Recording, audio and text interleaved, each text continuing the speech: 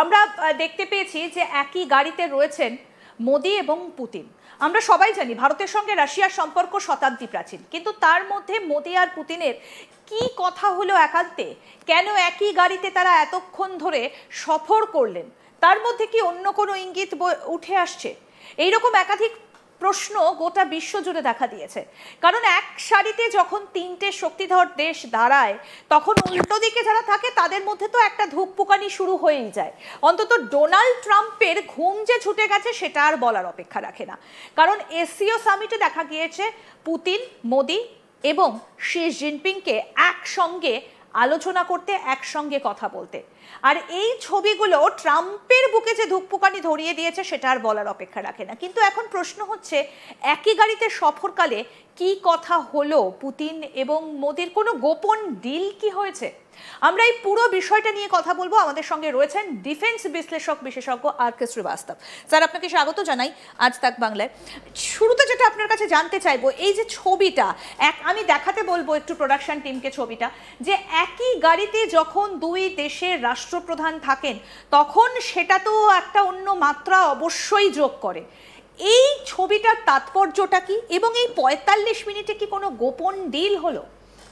খুব ভালো প্রশ্নটা আপনি করেছেন। দেখুন, এরকম জিনিস আমরা 2 মাস আগে দেখেছি, যখন আমেরিকার প্রেসিডেন্ট ফিল্ড মার্শাল আসিম মুনিরকে নিজের বাড়িতে হোয়াইট হাউসে ডাকলেন আর 1-to-1 মিটিং করলেন। ওইটা অভূতপূর্ব ছিল, ওরকম কোনো দিন আমরা দেখতে পারিনি। কোনো লোক ছিল না, কিছু লোক মানে 1-2 লোক যারা অফিসিয়াল ছিল ওটা ছিল। তারপরে এটা আমরা দেখতে পাচ্ছি যেখানে আমাদের প্রধানমন্ত্রী মোদিজি পুতিনের সঙ্গে আছেন, রাইট? তো এইটাই যে জিনিস, যে 1-to-1 কথা বলাটা, ওইটা একটা আলাদা ধরনের একটা কূটনীতি আমরা দেখতে পাচ্ছি। সাউথ এশিয়াতে চলে এসছে, দক্ষিণ এশিয়াতে এসে চলে এসছে, right? Asim Munir and Trump আর আমাদের প্রধানমন্ত্রী মোদিজি আরও পুতিন, রাইট? এর মধ্যে কি কথা হতে পারে, কি কথা বলা হয়? নাম্বার 1, এই যে আমেরিকা আছে, এই যে রাশিয়া আছে, ওরা আমাদের ইন্টারনাল অ্যাফেয়ার্স বা এক্সটার্নাল অ্যাফেয়ার্স, যেটা আমাদের বাইল্যাটারাল রিলেশন আছে, অনেকগুলো যে সাউথ এশিয়া যেটা রোলগুলো আছে ওর মধ্যে ওরা ইন্টারফেয়ার করতে চায়। আপনি দেখুন, আপনি তো বারবার জিজ্ঞেস করছেন এদের মধ্যে কি কথা হয়। তা আমরা কি করি, আমাদের অ্যাসেসমেন্ট লাগাই, একটা কাঠামো তৈরি করি, ওর মধ্যে আছে 5টা টপিকে এরা কথা বলতে পারে। That is point 1। পয়েন্ট 1 এটা হলো বাইল্যাটারাল রিলেশনশিপ। ওটা হবে না কেন জানেন?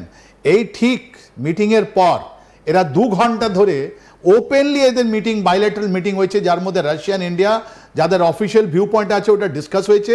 অ্যান্ড রাশিয়ান প্রেসিডেন্ট যিনি ছিলেন, মাই ডিয়ার প্রাইম মিনিস্টার কথা বলছেন, উনি অনেকভাবে এনাকে অ্যাড্রেস করছেন। তা যদি বাইল্যাটারাল রিলেশন থাকলে তার মধ্যে আছে স্পেস আছে, ইকোনমি আছে, রাইট? অনেকগুলো জিনিস, টেকনোলজি ট্রান্সফার আছে, এইসব যে ট্রেড, এসব জিনিসগুলো আপনার ওখানে ডিসকাস হয়ে গেছে। তার মানে এটা নয়। দ্বিতীয় তার মানে কি এরা ইউক্রেন অ্যান্ড রাশিয়ার মধ্যে যুদ্ধের মধ্যে ইন্ডিয়ার কোনো মেডিয়েশনের কোনো কথা বলছেন? আমার মনে হয় না। কেন যে ওর মধ্যে তো সব কিছু ওয়েল ডিফাইন আছে। ওর মধ্যে আমেরিকা নিজে চাইছে, তাই জন্য তো আলাস্কাতে মিটিং হলো। তাহলে ওটাও আপনি বাদ দিন। তাহলে তৃতীয় কি, এসসিও মিটিংতে কি স্ট্র্যাটেজি হবে? ওটাও নয়, বিকজ এটা সব কিছু ওপেনে আছে। এসসিও মিটিং তো অ্যাকচুয়ালি সেন্ট্রাল এশিয়ান রিজন, তার মধ্যে ইরান আর এই যে ছোট ছোট দেশগুলো পাকিস্তান, ইন্ডিয়া, এসবগুলো আমাদের ওখানে যোগ দেওয়া হয়েছে। তো এসসিও নয়, তো 3টে জিনিস বাদ হলো। তাহলে রয়ে গেল 2টো জিনিস। ওর মধ্যে আছে ট্যারিফ, রাইট? আমেরিকান ট্যারিফ, যারা বারবার বলছে ইন্ডিয়া তুমি ওখান থেকে অয়েল কিনছো, তোমার উপরে 25% প্লাস 1% অ্যাডিশনাল 50% তোমার উপরে ট্যারিফ লাগিয়ে দিয়েছি। আর ওর ইমপ্লিকেশন ইন্ডিয়ার উপরে অনেক গভীর আছে। গভীর তো নয়, আমাদের একটা টেক্সটাইল ইন্ডাস্ট্রি একটা এফেক্ট হচ্ছে, বাকি সব তো ঠিক আছে, আমাদের বড় দেশ চালাতে পারি আমরা, কোনো প্রবলেম নেই, আমাদের মাল্টিল্যাটারাল রিলেশনশিপ আছে। তাহলে এটা একটা হলো। তাহলে ওটা কি করে কমব্যাট করবে ওরা? কিন্তু এটা তো ওপেনে কথা বলতে পারি, এটা তো গোপনে দরকার নেই। তাহলে কি এটা চায়না ইন্ডিয়া রিলেশন নিয়ে কথা বলা হচ্ছে? ইয়েস। এর মধ্যে নিশ্চয়ই আমাদের একটা গভীর সমস্যা আছে আমাদের নর্দার্ন বর্ডার নিয়ে। আপনাকে 2টো জিনিস মনে করে দিই। এই আগে আমি এসসিওটা আপনাকে মনে করে দিই। এসসিও জুন মাসে আমাদের যে ডিফেন্স মিনিস্টার ছিলেন ওই রাজনাথ সিং গিয়েছিলেন এই চায়নাতে, উনি সাইন করেননি জয়েন্ট ডিক্লারেশন। কেন করেননি? উনি বলেন এই পহলগামের যদি ওখানে ওই যে আমাদের জয়েন্ট ডিক্লারেশন যদি মেনশন না হয় আমি সাইন করব না। উনি চলে এসছেন ফেরত। এটা প্রথমবার ব্লাফিং।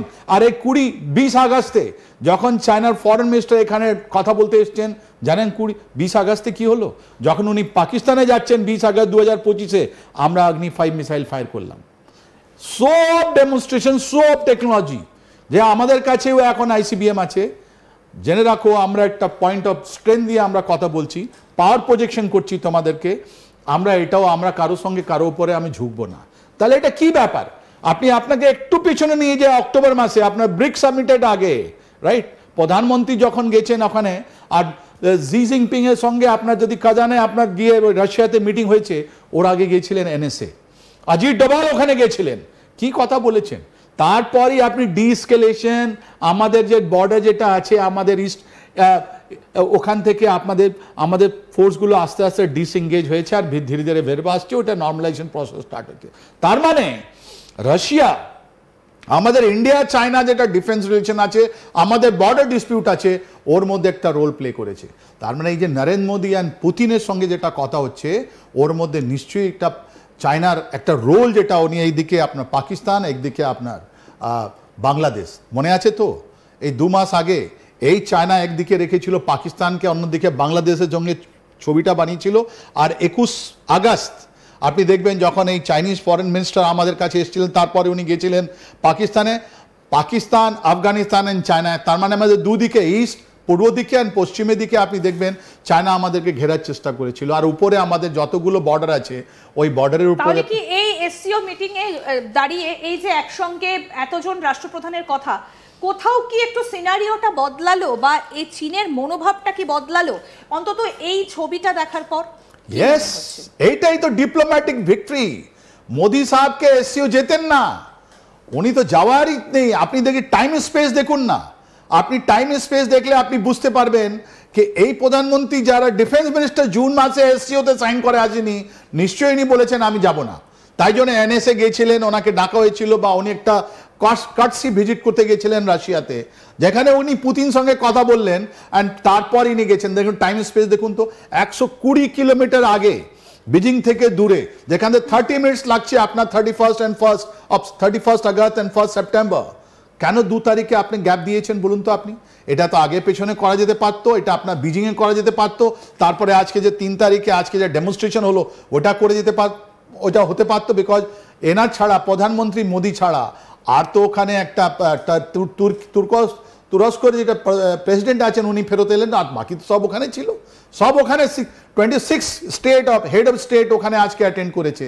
তাহলে এর মধ্যে কেন? আজকের বিষয়টাতে আসছি, কিন্তু বিষয় হচ্ছে এই যে গাড়ির ভেতরে 45 মিনিট, যেখানে দুই দেশের রাষ্ট্রপ্রধানকে দেখা যাচ্ছে, বদলে যেতে পারে কি ভবিষ্যতের অভিমুখ? অ্যাবসলিউটলি ভারতের জন্য প্রধানমন্ত্রী মোদি কমিটেড আছেন যে তোমার একটা নেক্সট প্রজন্মকে আমি যে কোনো রিলেশন আছে আমি ছাড়বো না। উনি রাম মন্দির বানালেন, উনি আপনার আর্টিকেল 370 আউট করে দিলেন। এখন আমাদের একটা আউটস্ট্যান্ডিং প্রবলেম আছে চায়নার সঙ্গে আমাদের বর্ডার নিয়ে।